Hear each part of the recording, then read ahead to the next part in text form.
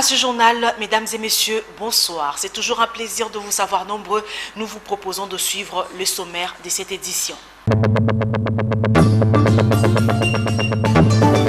Tête à tête, Jean-Michel Sama Lukonde et Moïse Katumbi au fleuve Congo Hotel. Le Premier ministre et les leaders d'Ensemble pour la République ont échangé sur le prochain gouvernement central. Détournement de fonds alloués à la gratuité de l'enseignement primaire, le procès s'est ouvert ce vendredi à la prison centrale de Makala. Mazembe contre Mamelodi et Al-Ali contre Vita Club sont les quelques affiches que propose la CAF pour ces week-ends dans le cadre des interclubs de la Ligue des Champions.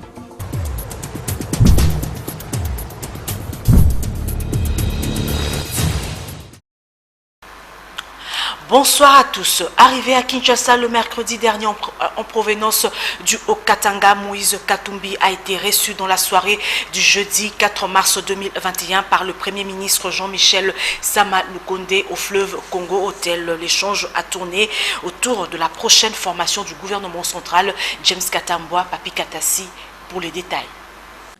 C'est dans la soirée du jeudi 4 mars que les leaders du parti politique Ensemble pour la République s'est entretenu avec le Premier ministre Jean-Michel Sama Lukonde Kyenge dans une des suites du fleuve Congo Hotel à la Gombe.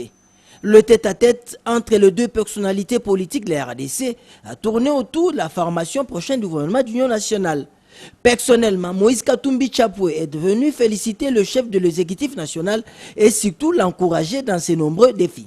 D'abord, féliciter le Premier ministre et je voudrais demander à toute la population congolaise de l'appuyer parce qu'il a un défi. Le pays doit être développé. Il y a le problème de l'Est, le social, les réformes, il y a beaucoup de choses. Heureusement qu'il est jeune, donc il aura l'appui total de la population pour avoir un Congo nouveau.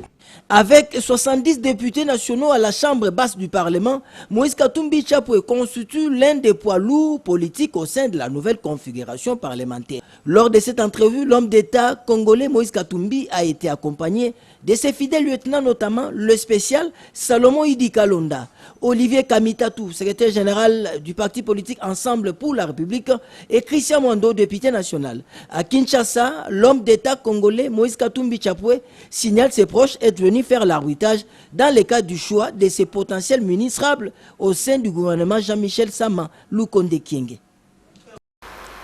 Et sachez que Sami Badibanga a démissionné de son poste de premier vice-président du Sénat. L'annonce a été faite ce vendredi par Modeste Bati Lukwebo, président de la Chambre haute du Parlement. Dans un premier temps, le source du Sénat évoque de raisons de convenance personnelle pour expliquer cette démission surprise. Dans le reste de l'actualité, le procès dans l'affaire de détournement présumé de fonds alloués à la gratuité de l'enseignement primaire est ouvert ce vendredi 5 mars 2021 à la prison centrale de Makala par la cour d'appel de Kinshasa Gombe. Deux prévenus ont comparu à cette audience introductive, à savoir Michel Djamba, qui est l'inspecteur général de l'EPST, et Tampaï Delphin, directeur général du secteur de contrôle de la paie des enseignants. C'est coupé en sigle. Sylvain Kapombo nous en dit plus. De la même façon qu'avait été tenu au centre pénitentiaire et de rééducation de Kinshasa, les procès 100 jours du programme du chef de l'État dans son volet maison préfabriquée, que celui relatif au présumé détournement des fonds de la gratuité de l'enseignement, s'est ouvert ce vendredi 5 mars devant la cour d'appel de Kinshasa-Gombe. Deux prévenus, à savoir Michel Djamba et Tampaï Delphin, comparaissent. Ils sont tous poursuivis par le procureur général pour détournement des deniers publics.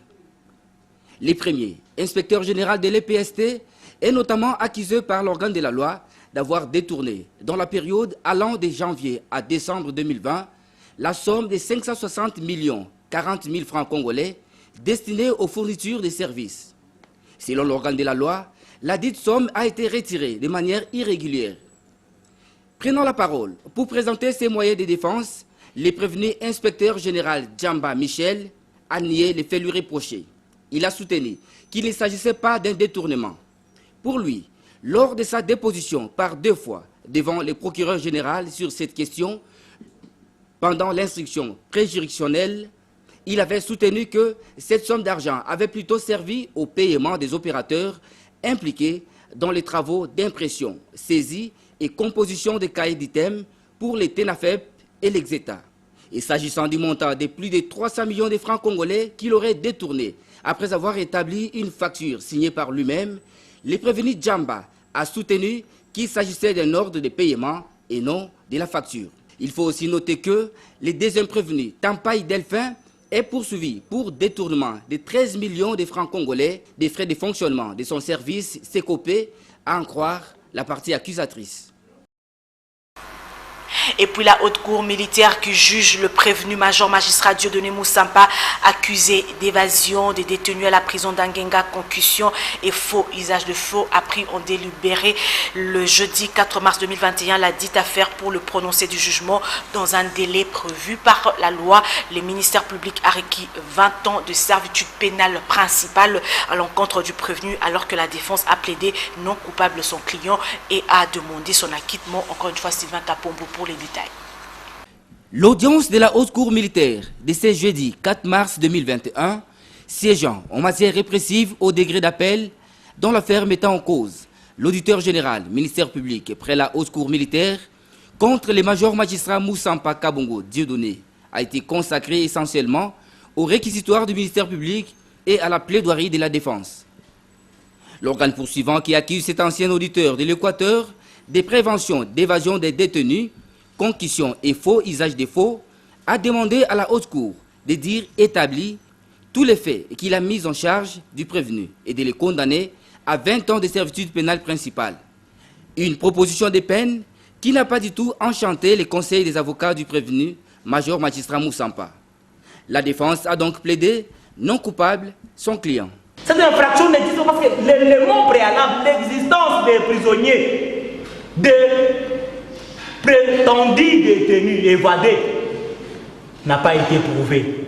Et par voie de conséquence, on ne peut pas parler d'évasion des détenus dès lors que ces détenus n'ont jamais existé. On ne les a jamais vus. On n'a jamais prouvé de leur existence dans la prison d'Angers. Monsieur le Président, Monsieur de la Haute Cour, que cette infraction a été inventée de toutes pièces et que ces personnes présentées comme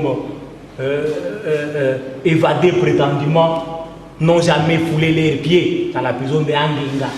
La dite affaire a été prise en délibéré par la haute juridiction militaire qui a promis de rendre son verdict dans les délais prévus par la loi. En tenue camouflée, le commandant de la police ville de Kinshasa, le général Silvano Kasongo, accompagné de ses quelques collaborateurs, a effectué une mission de contrôle à travers les artères de la capitale pour arrêter le policier de roulage qui tracasse le conducteur. Suivez. Le général Silvano Kasongo Kitenge et plusieurs de ses hommes se sont mis en tenue non apparent pour une opération musclée contre les policiers terroristes de la route.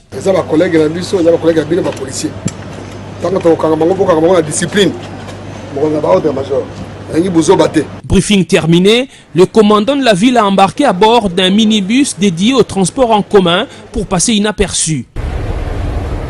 L'objectif du chef de la police de la capitale est de faire ce que la population lui demande depuis un temps, c'est rendre compte personnellement de la terreur sémée sur les routes par les policiers des circulations routières et d'autres unités de la police. Mettre fin au phénomène roulage à la main tendue que les Kinois appellent Mbote Alikasu, cet acte de corruption voulu et entretenu par certains policiers des circulations routières et accepté par d'autres usagers de la route comme moyen d'éviter les ennuis avec les forces de l'ordre. Commencé par le boulevard du 30 juin qui est un des hauts lieux de la tracasserie routière à Kinshasa, le convoi camouflé de Silvano Kasongo est passé sur l'avenue de Poids-Lourds. Ici, les stress causés par les vols à l'arraché sont accentués par les tracasseries des policiers.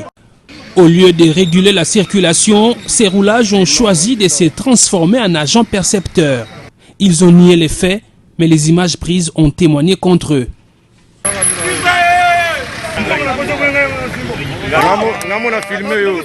Après la 14e rue, toujours sur poids lourd, le général Kasongo a mis la main sur quelques éléments de l'unité appelée communément Oujana, ces jeunes gens recrutés il y a 3 ans qui semblent échapper au contrôle de leur commandant.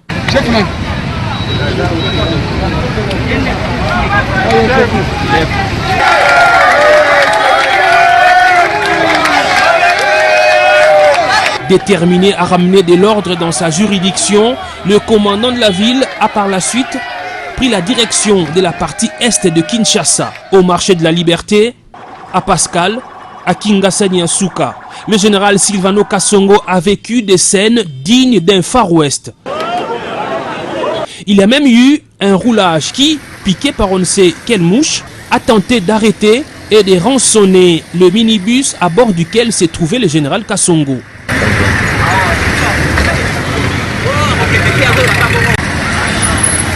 Sur le chemin de retour vers le centre-ville, le général Silvano Kasongo a poursuivi son opération de balayage des policiers véreux.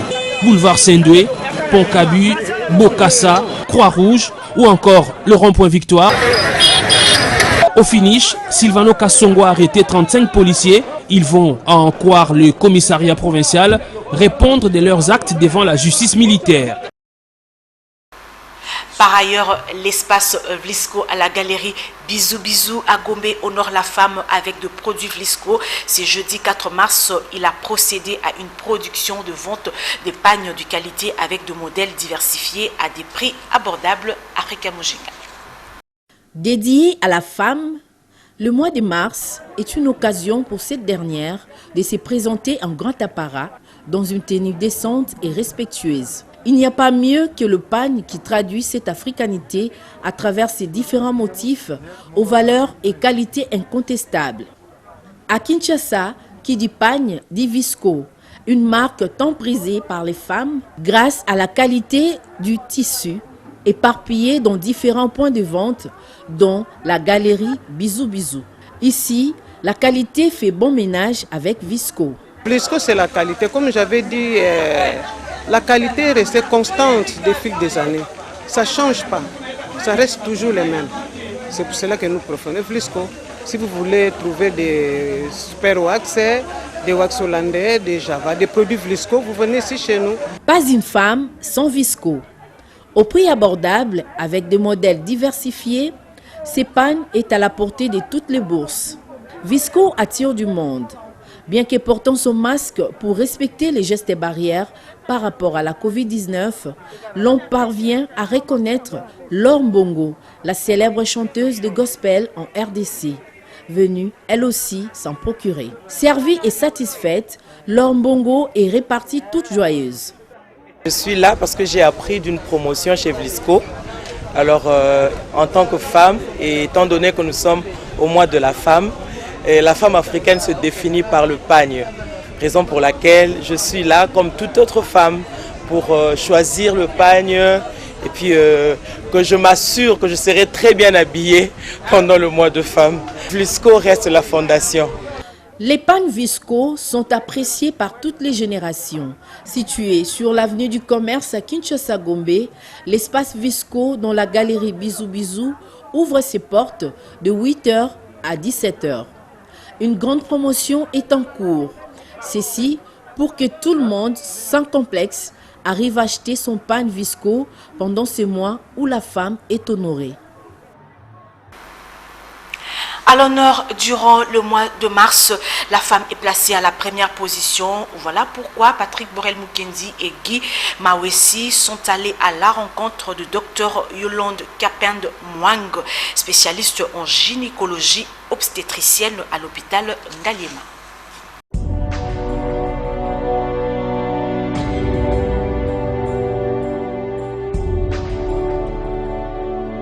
Cette dame belle au bois dormant se nomme Yolande Kapend Mwang, née à Lubumbashi dans le Haut-Katanga le 23 octobre d'une certaine année, fille de Kapend et Kamine Agnès Mbal, et épouse de M. Moukoj Richard, puis mère de 4 enfants. Dr Yolande Kapend Mwang a fait un parcours brillant. Elle est passée au complexe scolaire Cardinal Malula et lycée Bosangani. Après avoir décroché son diplôme d'État, elle était en dilemme entre rejoindre l'UNIKIN, Université de Kinshasa, pour porter sa blouse blanche ou encore embrasser le journalisme à l'Institut facultaire des sciences et de l'information et de la communication. Elle qui maîtrise aussi bien la langue de Voltaire, mais comme un enfant au bout d'une route, trouvant tout à coup deux chemins, mais celle qui aime manger ce qui est bon, avait opté pour la colline inspirée.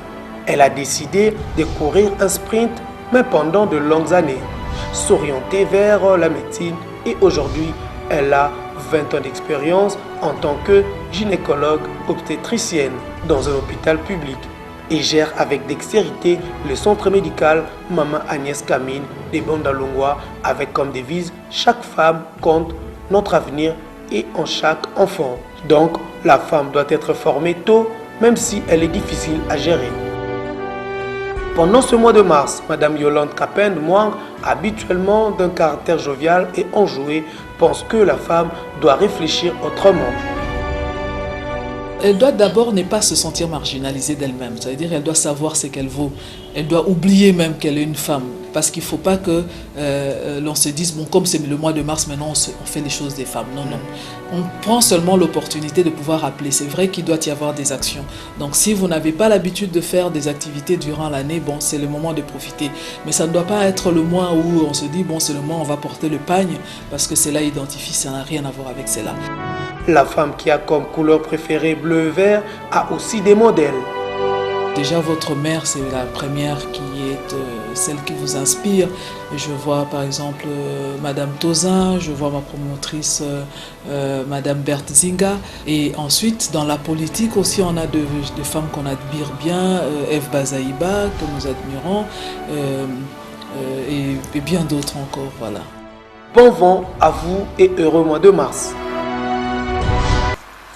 Nous allons maintenant ouvrir la page sportive de ce journal. Nous allons commencer avec les interclubs de la CAF pour le compte de la 3e journée de la Ligue des champions africaine de football. Les deux formations de l'RDC, à savoir l'association sportive et le club de Kinshasa, sera reçue ce samedi 6 mars en Égypte par le national Al-Ali au stade du Caire, et le corbeau du tout-puissant Mazembe vont affronter à Lubumbashi dans le Haut-Katanga, le club sud-africain des Mamelodi Sundowns. Patrick Borel-Mukendi nous en donne les explications.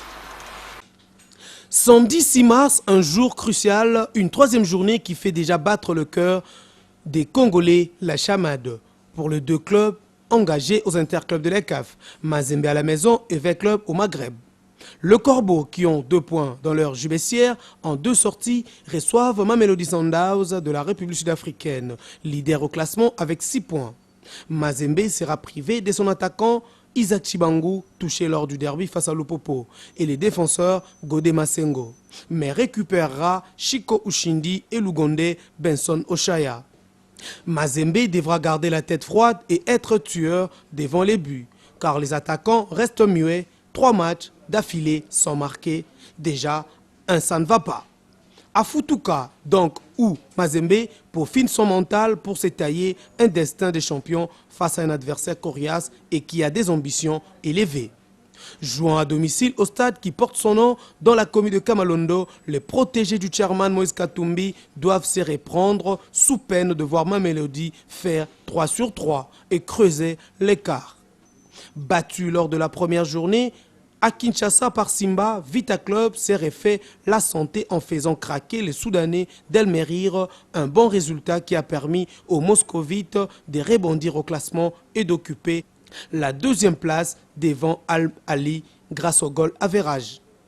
Confiant et serein, Vita veut garder ses rythmes et jouer un vilain tour devant les tenants du titre et demi-finalistes de la Coupe du Monde des clubs. Florent Ibenge a déclaré que le Carotte sont favoris, mais V Club a un mot à dire et jouera sa partition.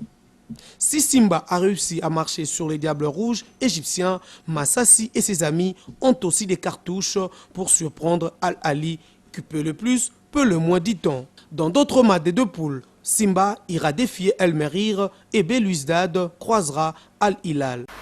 Plusieurs séances d'entraînement des Léopards s'organisent au stade de Martyr en vue de bien jouer le match des galas prévu pour ce lundi 8 mars 2021 entre les anciennes et actuelles joueuses Marceline Mwakoumanyamazé, Patrick Borel-Mukendi et Mathieu Ngadi-Pouvi. C'était l'entraînement collectif regroupant toutes les générations des Léopards Football Dames pour une préparation au match de gala à l'occasion du jubilé d'or de leur capitaine Cyril Zouma, prévu le lundi 8 mars 2021 au stade des Martyrs de la Pentecôte. Moi, je dirais que vraiment j'ai bien passé ma carrière ici. Donc j'ai été partout, donc on a servi Mbokananga comme il faut. Ces anciennes joueuses ont pendant cet entraînement montré quelques gestes techniques pour ainsi dire, malgré leur absence sur le terrain, elles gardent toujours les talents d'antan. Bien que trahis parfois par le manque de souffle, les coordonnateurs et superviseurs de ces entraînements, Marcelo Kadiamba, l'actuel coach des Léopards Dames, estiment que ces pouliches pourront présenter un beau spectacle. Zouma, c'est difficile d'entrer en détail. Zouma nous a permis de nous qualifier pour les Cannes. Zouma nous a permis de nous qualifier pour la Coupe du Monde. C'est déjà beaucoup. Il y a tout un tas de choses à dire sur elle. Il faut noter que c'est pour la toute première fois qu'une joueuse de football met fin à sa carrière d'une manière officielle. Cet événement sera organisé sous le patronage du président de la Fédération congolaise de football association, Constant Omari Selemani. Mesdames et messieurs, ce journal est terminé. Merci à vous tous qui l'avez aimablement reçu dans vos maisons. Nous vous proposons de suivre le rappel des titres.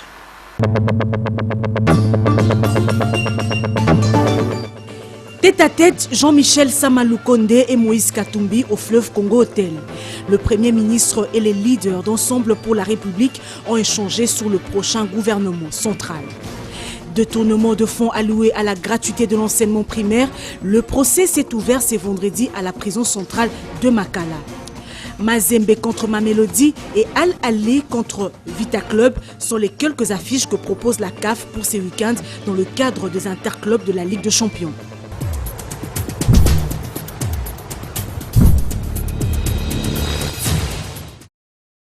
Fin de ce journal. Merci à vous tous qui l'avez suivi. Portez-vous bien et très bon type de programme sur nos antennes. Au revoir.